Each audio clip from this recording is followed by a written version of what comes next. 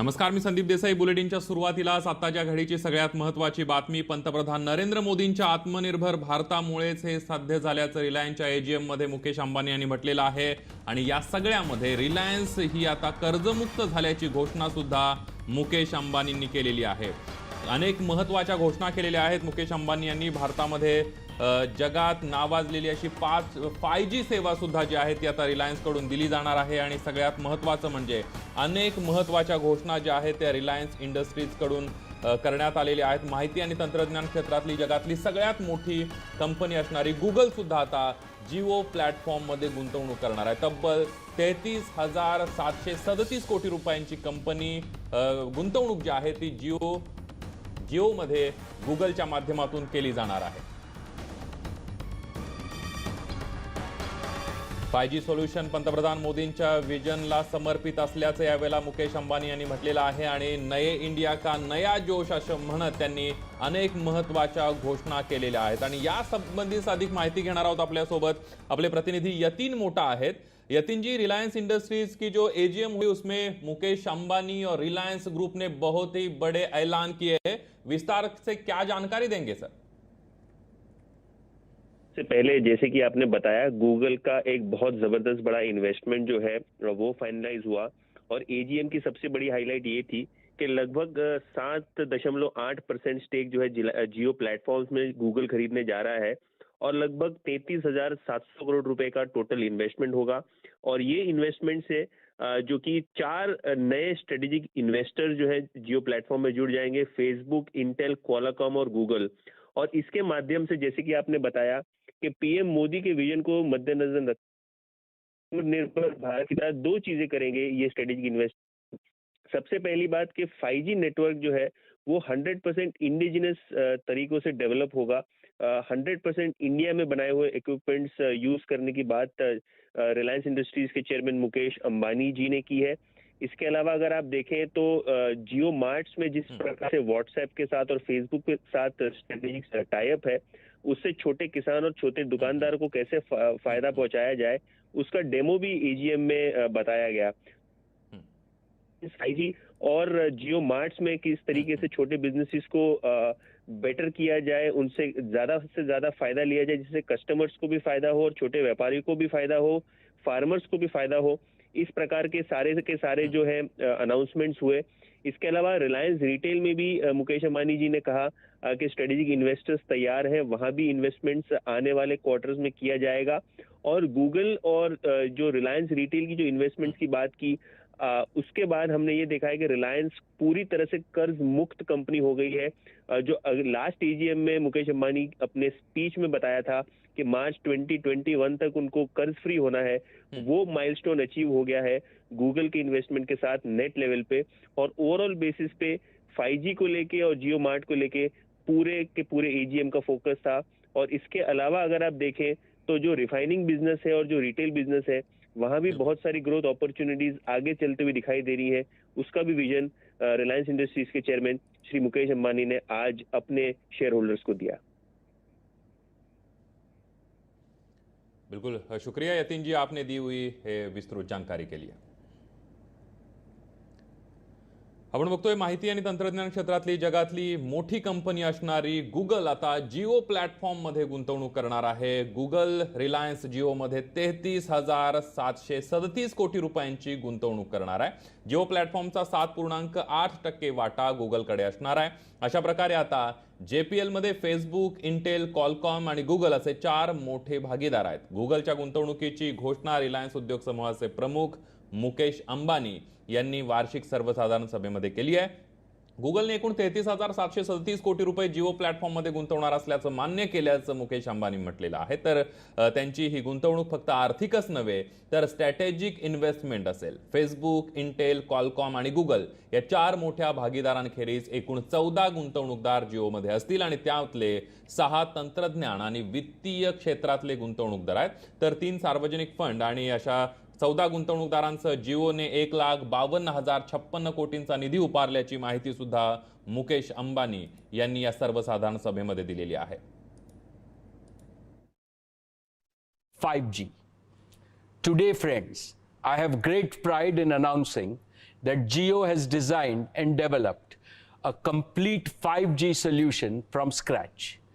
This will enable us to launch a world-class 5G service in India using 100% homegrown technology and solution. This made in India 5G solution will be ready for trials as soon as 5G spectrum is available and can be ready for field deployment next year. And because of Jio's converged all IP network architecture, we can easily upgrade our 4G network to 5G. WhatsApp, which is a Facebook product, is already the platform of choice for Indians and Indian businesses to connect with each other. Over 400 million WhatsApp users in India bring unique value to our partnership. Jio's new commerce platform, JioMart, and WhatsApp will be working closely to create growth opportunities for millions of Indian small merchants and kirana shops, and to ensure that consumers are able to transact seamlessly with nearby kiranas using JioMart and WhatsApp. We believe we can design an entry-level 4G or even a 5G smartphone for a fraction of its current cost. But to power such a value-engineered smartphone, we also need an equally value-engineered smartphone operating system, and such an operating system must be designed with India in mind. Google and Jio are partnering to build an Android-based smartphone operating system. Through this partnership, we are confident that we can accelerate the national mission of putting a smart device in the hands of every Indian. काँग्रेसची पत्रकार परिषद सुरू आहे, थेट जाऊया दिल्लीला. ऐसा शायद ही कोई राजनीतिक व्यक्ति है जिसे उसके राजनीतिक दल ने इस प्रकार का प्रोत्साहन देकर आगे बढ़ाया हो. इन दिनों में भी, पिछले 5 दिनों में भी श्रीमती सोनिया गांधी जी और श्री राहुल गांधी जी ने और कांग्रेस नेतृत्व ने सारे दरवाजे खोलकर उदार हृदय से कहा कि घर का व्यक्ति अगर घर से भूलकर बाहर चला जाए तो वो परिवार का सदस्य रहता है, आप वापिस आ जाइए. कांग्रेस के शीर्षतम नेतृत्व ने आधा दर्जन बार, कांग्रेस कार्य समिति के 2 वरिष्ठ सदस्यों ने 1 दर्जन बार और श्री केसी वेणुगोपाल संगठन महासचिव AICC ने 1 से अधिक बार उन्हें यह भी कहा कि ना केवल वापस आकर अपना पक्ष और अपनी बात रखिए, परंतु अगर आपकी कांग्रेस पार्टी में निष्ठा है, अगर आपको कांग्रेस से प्यार है, अगर आपका कांग्रेस में समर्थन है, तो जिस 5 तारा होटल में आप वहां हैं, वहां बाहर जाइए और मीडिया को कहिए कि आपकी कांग्रेस में संपूर्ण निष्ठा है. दुर्भाग्य से इनमें से कुछ नहीं हो पाया और 4-5 दिन इंतजार करने के बाद एक भारी दिल से कल कार्यवाही की घोषणा हमें करनी पड़ी. आज फिर मीडिया के साथियों के माध्यम से हमने हमारे युवा साथी श्री सचिन पायलट का बयान देखा है, जिसमें उन्होंने मीडिया के साथियों के माध्यम से कहा कि वो भारतीय जनता पार्टी में नहीं जाना चाहते या नहीं जाएंगे. हम लगभग 10 साल इधर 10 साल उधर, हम सब हम उम्र साथी हैं. हम हमारे युवा साथी सचिन पायलट जी और कांग्रेस विधायक साथियों को कहेंगे, अगर आप भारतीय जनता पार्टी में नहीं जाना चाहते तो फिर भारतीय जनता पार्टी की हरियाणा सरकार की मेजबानी फौरन अस्वीकार कीजिए. अगर आप भारतीय जनता पार्टी में नहीं जाना चाहते तो मनोहर लाल खट्टर की भारतीय जनता पार्टी के सुरक्षा चक्र को तोड़कर जिनको ITC ग्रैंड और लेमन ट्री होटल गुड़गांव के अंदर लगा रखा है, उनके चंगुल से बाहर आइए. अगर आपका भाजपा में नहीं जाना चाहते तो फिर ये 2 होटल जो भारतीय जनता पार्टी के डिफेक्टर एमएलएस का पिछले समय में भी अड्डा बन गए हैं और जहां कांग्रेस पार्टी के विधायक साथी इस समय हैं, उन सबको भाजपा की पुलिस, हरियाणा की भाजपा की पुलिस के चंगुल से मुक्त करवाइए। भारतीय जनता पार्टी के किसी भी नेता से वार्तालाप और चर्चा बंद कर दीजिए और परिवार के सदस्य की तरह अपने घर वापस जयपुर लौट आइए। रास्ते से भटके हुए हर कांग्रेस विधायक को मेरी ये राय है कि परिवार के सदस्य को कभी वापस परिवार में आने से गुरेज नहीं करना चाहिए।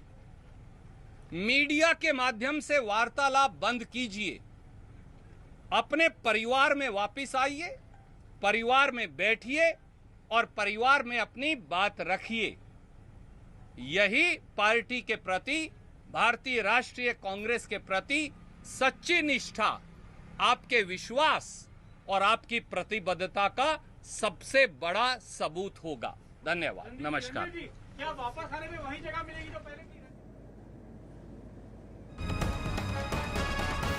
आपण बघतोय सचिन पायलट यांच्या बाबतीमध्ये काँग्रेसनं पत्रकार परिषद घेतलेली आहे आणि पायलट यांना आवाहन केलेलं आहे, तुम्ही जर भाजपमध्ये जाणार नाही, कमीत कमी वेळामध्ये पायलट यांना अनेक संधी दिल्याचं सुद्धा यावेळेला सुरजेवाला यांनी म्हटलेलं आहे। तर ज्या पद्धतीनं तुम्ही हरियाणामध्ये थांबलेला आहेत भाजप सरकारच्या आश्रयामध्ये, मनोहरलाल खट्टर यांच्या सरकारच्या आश्रयामध्ये तुम्ही त्या हॉटेलमध्ये थांबलेला आहे, तिथून बाहेर पडा, जयपूरला या आणि माध्यमांच्या माध्यमातून संपर्क साधण्याऐवजी, संदेश देण्याऐवजी तुम्ही घरच्या सदस्याप्रमाणे, काँग्रेसच्या सदस्याप्रमाणे आमच्याशी थेट संवाद साधायला हवा, असं आवाहन सुद्धा सुरजेवाला यांनी सचिन पायलट यांना केलेलं आहे।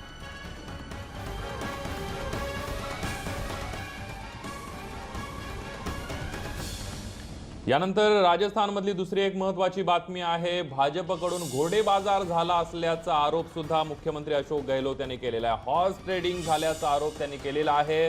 आमदारांना पैसे देण्याचा आमिष दिल्याचा सुद्धा आरोप गहलोत यांनी केला आणि या सगळ्या पार्श्वभूमीवर जवळपास आमदारांना 20 कोटींची ऑफर देण्यात आल्याचं सुद्धा अशोक गहलोत म्हणालेत आणि त्यामुळे या सगळ्या घोडे बाजाराचे आपल्याकडे पुरावे आहेत असंही त्यांनी म्हटलेलं आहे। मुख्यमंत्री अशोक गहलोत यांनी भाजपवर गंभीर आरोप केलेले आहेत। पैसा बढ़ा, लाखों करोड़ रुपए बट रहे हैं। परसों के रोज में ड्रिलिंग कही जा रही थी जयपुर के अंदर, राजस्थान के अंदर। हमारे पास खबर है, हमारे पास प्रूफ है, उसका ही प्रूफ है। 20 करोड़ का सौदा किया जा रहा था। ऐसी स्थिति हो रही है कि एसओजी ने नोटिस दे दिया आपको, मुझे नोटिस दिया एसओजी ने। हमने कंप्लेंट की थी कांग्रेस ने कि हॉर्स ट्रेडिंग हो रही है बीजेपी की तरफ से, उनके साथ में लेन देन करो, उनके साथ हॉर्स ट्रेडिंग करो।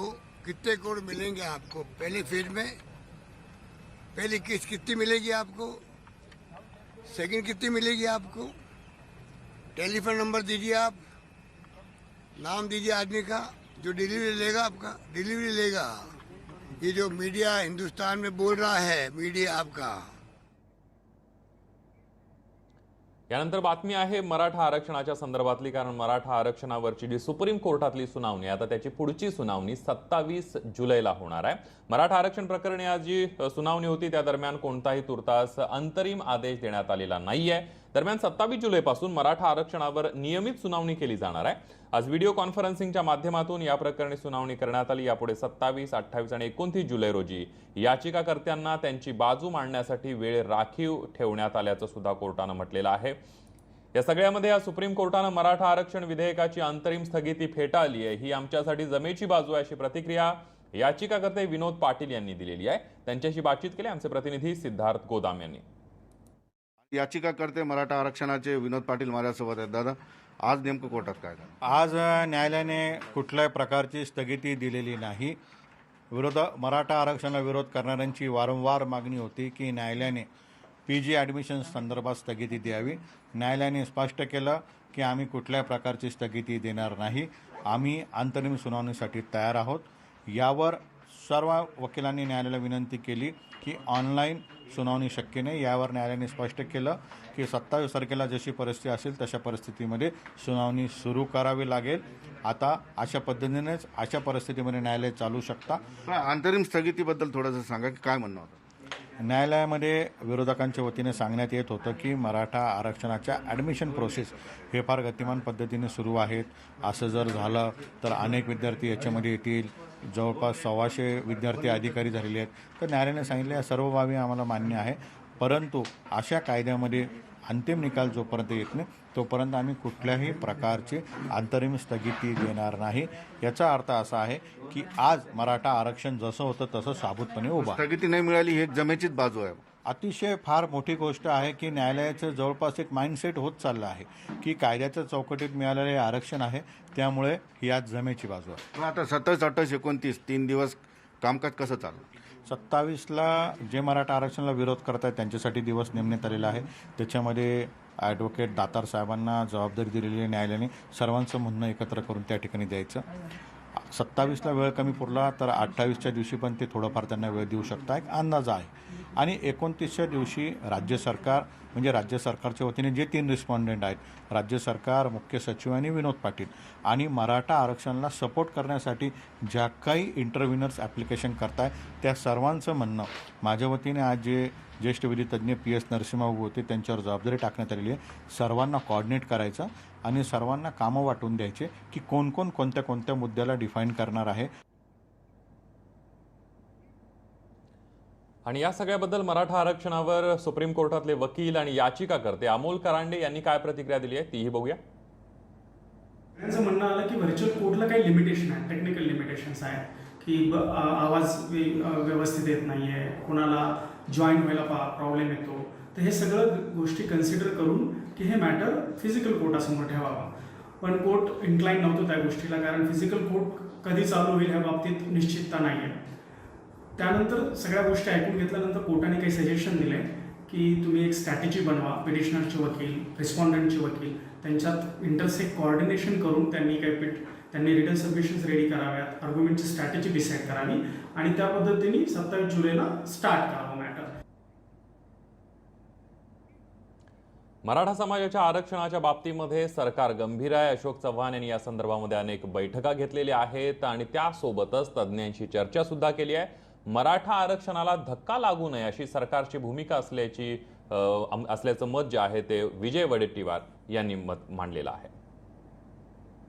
मराठा समाजातील मान्यवर आणि तज्ज्ञ लोकांची सुद्धा VC घेऊन त्यांचं म्हणणं आणि त्यांच्याशी चर्चा या संदर्भात पूर्ण झालेली आहे. आणि ते म्हणतील तो लायर लावायची तयारी आम्ही दाखवली. त्यामध्ये कुठेही या आरक्षणाच्या संदर्भात धक्का लागता कामा नये आणि जे प्रयत्न सरकारने करायला पाहिजे त्यामध्ये कुठेही कमी पडता सरकार कामा नये अशा प्रकारची भूमिका महाविकास आघाडी सरकारची आहे.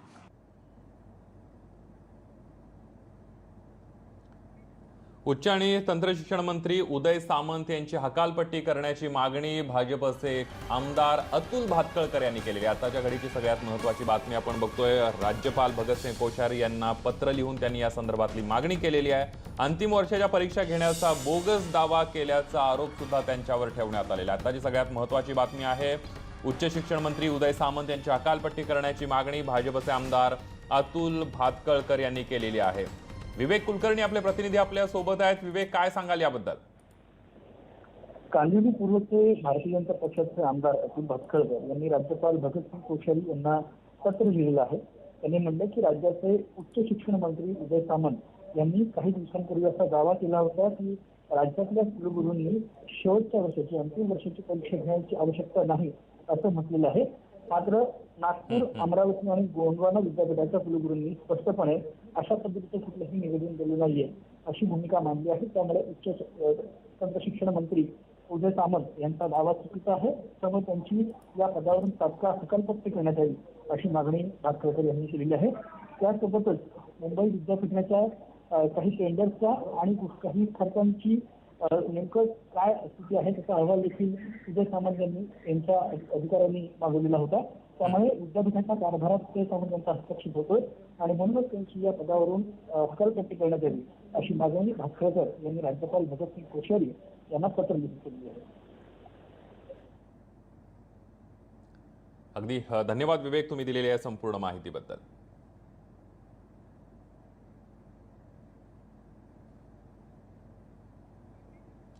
यानंतर मुंबईतली एक महत्त्वाची बातमी आपण बघणार आहोत. मुंबईमध्ये इमारतीचा भाग कोसळलेला आहे. ग्रँट रोड परिसरातल्या इमारतीचा हा भाग कोसळलेला आहे. इमारतीच्या पहिल्या मजल्यावरची भिंत कोसळलेली आहे आणि सुदैवानं मोठी दुर्घटना जी आहे ती यामध्ये टळलेली आपल्याला पाहायला मिळते. कारण आता मुंबईमध्ये आज सकाळपासूनच पाऊस पडताना पाहायला मिळतोय. या सगळ्या पार्श्वभूमीवर ग्रँट रोड परिसरातील इमारतीचा भाग कोसळलाय.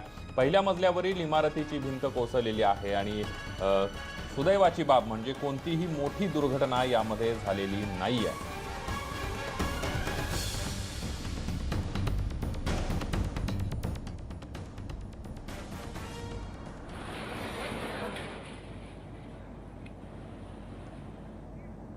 आज सकाळपासूनच राज्यभरामध्ये पावसाचा जोर वाढल्याचं पाहायला मिळतोय. राज्यभरातल्या विविध भागामध्ये मोठा पाऊस लागलेला पाहायला मिळतोय. चंद्रपूरमध्ये मुसळधार पाऊस सुरू आहे. चंद्रपूरमध्ये दमदार पावसामुळे इथलं जनजीवन विस्कळीत झाल्याचं पाहायला मिळतंय. तर अकोल्यामध्ये सुद्धा रात्री मुसळधार पावसाला रात्रीपासून सुरुवात झाली आहे. त्यामुळे रस्त्यावरच्या अनेक भागांमध्ये पाणी, जे सखल रस्ते तिथं पाणी साचलंय.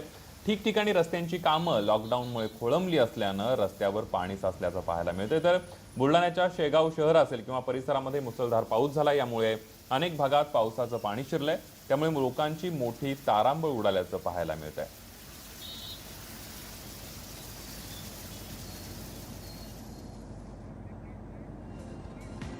त्यानंतर बुलेटिनमध्ये एक छोटासा ब्रेक घेऊन पुन्हा परतूया. पहा फक्त न्यूज 18 लोकमत.